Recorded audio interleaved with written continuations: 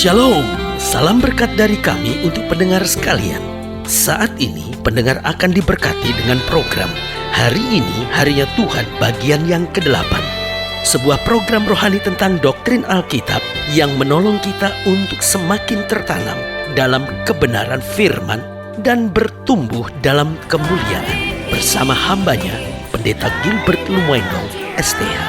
Banyak orang merasa doktrin Alkitab sebagai sesuatu yang membingungkan. Tetapi tahukah saudara bahwa doktrin Alkitab intinya adalah memahami Alkitab dengan benar, dengan pemahaman yang sistematis, sehingga kita terus dapat tertanam di dalam kebenaran firman, sehingga kita terus bertumbuh di dalam kemuliaan Allah.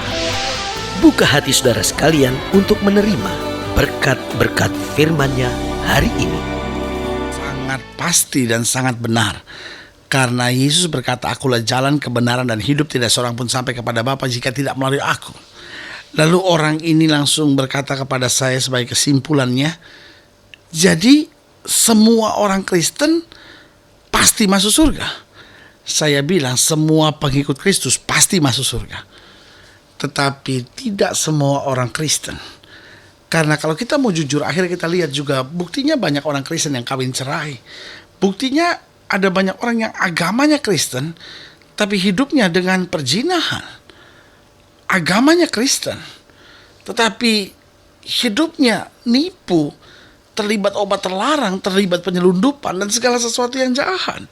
Nah, lalu pertanyaan kita, loh apa ini kalau begini? Apa perbedaannya antara pengikut Kristus dengan memiliki agama Kristen? Karena dengar baik, kalau kita memiliki agama Kristen, itu kan hanya sesuatu yang berasal dari dunia ini. Kita dilahirkan dari ibu yang kebetulan Kristen, sehingga otomatis kita Kristen. Tetapi saudaraku yang kasih dalam Tuhan, pengikut Kristus adalah keputusan dan perubahan status. Kenapa? Karena waktu kita mengikut Kristus, Alkitab berkata kita dilahirkan kembali bukan lagi oleh daging dan darah, tetapi oleh roh dan firman. Artinya sekarang kita diubahkan lewat kelahiran baru dan kita berasal dari Allah. Dan Alkitab berkata apa yang berasal dari darah dan daging akan binasa, tapi apa yang berasal dari Allah akan kekal sampai selama-lamanya. Haleluya. Berarti sekedar memiliki agama Kristen gak cukup, karena itu hanya baru berasal dari dunia ini. Tapi waktu kita menjadi pengikut Kristus, berjalan setia dengan Dia, kita diubahkan, dilahirkan kembali. Dan pada saat itu haleluya, kita diubahkannya sehingga kita berasal dari Allah. Haleluya. Selamat datang dalam program kita hari ini, Harinya Tuhan, sebuah program rohani yang mengingatkan kembali kepada kita untuk menjadikan firman Tuhan sebagai dasar keseharian hidup kita. Karena selama kita menempatkan firman Tuhan sebagai dasar keseharian hidup kita, tantangan demi tantangan, masalah demi masalah, badai demi badai, kita tidak akan goyah. Karena firman Tuhan adalah kota benteng yang teguh bagi kita. Haleluya. Program ini sedang berbicara tentang berasal dari Allah. Saya terlalu percaya bahwa kekristenan bukan sekedar agama. Karena agama itu upaya manusia mencari Allah. Tetapi kekristenan adalah upaya Allah mencari manusia. Dan yang indah bukan hanya Allah mencari manusia, tapi Allah memberi kuasa kepada manusia dan mengangkat manusia sebagai anak-anaknya, sehingga kita yang diselamatkan oleh Kristus bukan sekadar kita punya agama Kristen, tetapi kita adalah orang-orang percaya yang berasal dari Allah, yang hidup dengan benih ilahi dan berjalan dalam kemuliaan kuasa-Nya. Haleluya. Nah, saudaraku yang kasih dalam Tuhan, pembahasan kita hari ini sedang terambil dari Kisah Rasul pasal 5. Kisah Rasul pasal 5 mulai dari ayat yang ke-26. Saudara-saudara yang mau ambil Alkitab, saudara, saya beri kesempatan untuk itu. Atau mungkin saudara mau ambil alat tulis, catatan saudara untuk saudara mencatat, karena memang sudah punya buku yang spesial untuk program ini. Haleluya, saya memuji Tuhan untuk itu. Dan doa saya sehingga sungguh setiap firman Tuhan yang disampaikan betul-betul berbuah, tertanam, mengubahkan hidup kita dan mencurahkan berkat-berkat Allah yang berkelimpahan. Haleluya. Kisah Rasul pasal 6 ayat 26, demikian firman Tuhan. Maka pergilah kepala pengawal serta orang-orangnya ke bait Allah, lalu mengambil kedua rasul itu, tetapi tidak dengan kekerasan, karena mereka takut kalau orang banyak melempari mereka. Mereka membawa keduanya dan menghadapkan mereka kepada mahkamah agama. Imam besar mulai menanyai mereka, katanya, dengan keras kami melarang kamu mengajar dalam nama itu. Namun ternyata kamu telah memenuhi Yerusalem dengan ajaranmu, dan kamu hendak menanggungkan darah orang itu kepada kami. Tetapi Petrus dan rasul-rasul itu menjawab, katanya, kita harus lebih taat kepada Allah daripada kepada manusia. Allah nenek moyang kita telah membangkitkan Yesus yang kamu gantungkan pada kayu salib dan kamu bunuh. Dia yang telah ditinggikan oleh Allah sendiri dengan tangan kanannya menjadi pemimpin dan juru selamat supaya Israel dapat bertobat dan menerima pengampunan dosa. Dan kami adalah saksi dari segala sesuatu itu. Kami dan Roh Kudus yang dikaruniakan Allah kepada semua orang yang mentaati Dia. Mendengar perkataan itu sangat tertusuk hati mereka dan mereka bermaksud membunuh rasul-rasul itu. Tetapi seorang Farisi dalam mahkamah agama itu yang bernama Gamaliel, seorang ahli Taurat yang sangat dihormati seluruh orang banyak, bangkit dan meminta supaya orang-orang itu disuruh keluar sebentar. Sesudah itu ia berkata kepada sidang, hai orang Israel, pertimbangkanlah baik-baik apa yang hendak kamu perbuat terhadap orang-orang ini. Sebab dahulu telah muncul si Teudas yang mengaku dirinya seorang istimewa, dan ia mempunyai kira-kira 400 orang pengikut. Tetapi ia dibunuh dan cerai berai seluruh pengikutnya dan lenyap. Sesudah dia pada waktu pendaftaran penduduk muncullah si Yudas, seorang Galilea. Ia menyeret banyak orang dalam pemberontakannya, tapi ia juga tewas dan cerai berailah seluruh pengikutnya. Karena itu aku berkata kepadamu, janganlah bertindak terhadap orang-orang ini. Biarkanlah mereka, sebab jika maksud dan perbuatan mereka berasal dari manusia, tentu akan lenyap. Tetapi kalau berasal dari Allah, kamu tidak akan dapat melenyapkan orang-orang ini. Mungkin ternyata juga nanti bahwa kamu melawan Allah. Nasihat itu diterima. Mereka memanggil rasul-rasul itu lalu menyesah mereka dan melarang mereka mengajar dalam nama Yesus. Sesudah itu mereka dilepaskan. Rasul-rasul itu meninggalkan sidang mahkamah agama dengan gembira karena mereka telah dianggap layak menderita penghinaan oleh karena nama Yesus.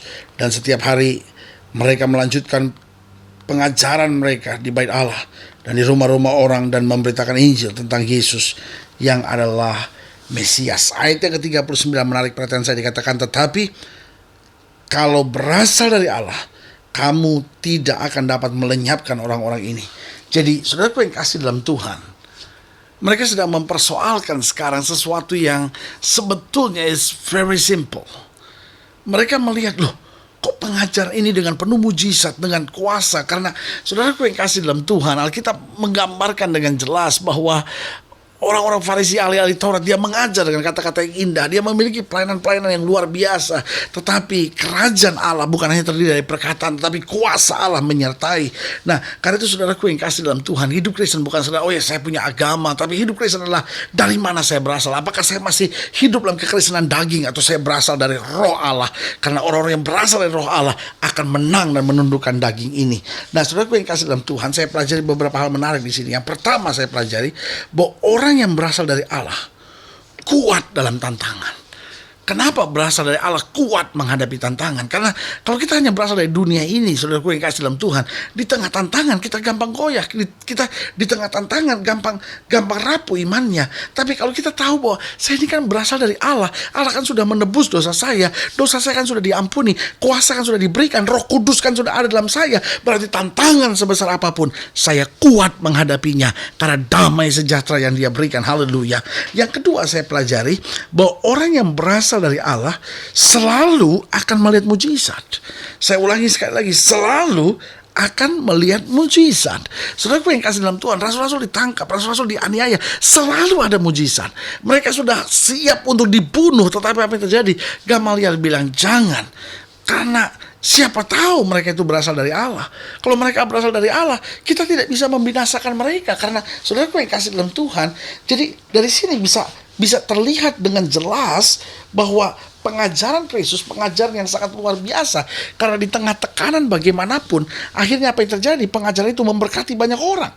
Kenapa? Karena mereka membangun orang-orang yang bukan hanya punya agama, tapi orang-orang yang berasal dari Allah, sehingga mereka lihat mujizat demi mujizat. Mereka tadi sudah mau ditangkap, ada jalan keluar. Gamaliel memberi usulan yang luar biasa, sehingga mereka dibebaskan kembali. Jadi sekali lagi saya ulangi, bahwa yang pertama, orang yang berasal dari Allah itu kuat dalam tantangan. Yang kedua, orang yang berasal dari Allah selalu akan melihat mujizat dalam hidupnya. Dan yang ketiga, yang terakhir saya pelajari, bahwa orang yang berasal dari Allah tidak dapat ditundukkan oleh dunia ini. Dunia mau berbuat apa apa saja terhadap mereka. Tetapi saudaraku yang kasih dalam Tuhan, yang menarik perhatian saya, dunia tidak dapat menundukkan mereka. Kenapa dunia tidak dapat menundukkan mereka? Alkitab sudah dengan tegas bilang, roh yang ada di dalam kita lebih besar dari roh yang ada dalam dunia ini. Saudaraku yang kasih dalam Tuhan, jadi kembali melalui program ini kita diingatkan, sebetulnya saya ini siapa? Apakah saya cuma hanya orang yang beragama, dan dengan agama saya berusaha untuk kuat dalam menghadapi tantangan? Atau kita bilang, Tuhan, agama gak bisa menyelamatkan saya. Kalau agama bisa menyelamatkan, Engkau kan tidak perlu turun dari sorga, tinggalkan sorga, mati, curahkan darah. Karena darah itulah satu-satunya kepastian untuk saya sampai kepada kemuliaan dan kuasa Allah.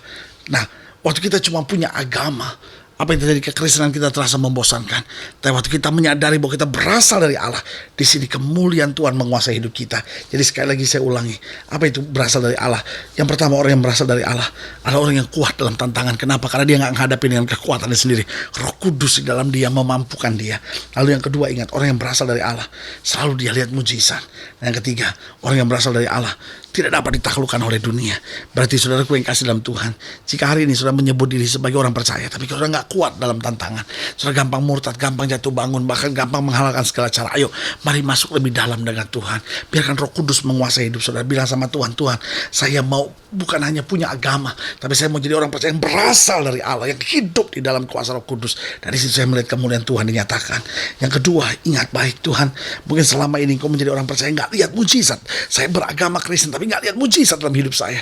Tapi Tuhan, hari ini saya mau menjadi orang percaya yang berasal dari Allah, yang hari demi harinya penuh dengan mujizat. Dan ingat, mungkin hari ini sudah berkata, Tuhan, saya ini orang percaya kok, saya ditundukkan terus dengan hawa nafsu dunia, saya ingin sekali lepas kebiasaan-kebiasaan buruk, tapi kayaknya ikatan itu begitu kuat. Lalu hari ini kita bilang, Tuhan, saya tidak mau berjalan dengan agama, tapi saya mau berjalan dengan kekuatan dari Roh Kudus. Karena agama itu adalah simbol dari iman kita. Tapi saudaraku yang kasih dalam Tuhan, simbol tanpa iman yang sebenarnya gak punya arti apa-apa. Tapi kalau iman itu kita kembangkan dalam hidup kita, dan iman itu akan memampukan kita, sehingga kita gak bisa ditundukkan oleh dunia, tetapi kuasa kemuliaan Allah menyanggupkan kita untuk menghadapi dan menaklukkan dunia ini bagi kemuliaan namanya. Haleluya. Saudaraku yang kasih dalam Tuhan, jika saudara ingin dilayani lebih jauh, hubungi kami melalui telepon, hubungi kami melalui surat, kunjungi website kami, karena kami ada untuk membawa Bapak Ibu Saudara senantiasa lebih dekat pada Tuhan dan mengalami kasih kuasa mujizat yang luar biasa. Haleluya. Melalui program ini juga secara khusus saya mau berdoa untuk setiap saudara yang sakit, setiap saudara yang berbeban berat, karena saya tahu bagi Allah tidak ada perkara yang mustahil. Saudara-saudara ingin didoakan secara khusus, boleh taruh tangan kanan saudara di dada. Mungkin saudara berkata, saya ini Kristen bertahun-tahun, tapi itu seperti kosong gitu. Tapi Tuhan, mulai hari ini saya mau masuk lebih dalam sehingga saya berasal dari Allah, beroleh kekuatan dari Tuhan. Haleluya. Bapa, dalam nama Yesus hamba doa buat yang sakit, yang berbeban berat, buat setiap mereka yang taruh tangan kanan di dada karena membutuhkan kuasa Tuhan, anugerah Tuhan, jamahan Tuhan. Hamba berdoa di dalam nama Yesus, Tuhan jamah, bangkitkan, kuatkan, tangguhkan kami untuk kami melihat kemenangan yang Tuhan sediakan. Di dalam nama Yesus kami berdoa. Haleluya. Amin. Saudaraku yang kasih dalam Tuhan, kita sudah berdoa. Ingat, Allah tidak pernah lalai menepati janjinya. Ini saatnya buat kita untuk bangkit, beriman, bersemangat, bersuka cita menghadapi segala perkara, karena kita tahu di dalam Yesus kita lebih daripada orang-orang yang menang. Doa saya menyertai saudara. Sampai berjumpa pada program berikut, dan jangan lupa jadikan hari ini harinya Tuhan. Haleluya.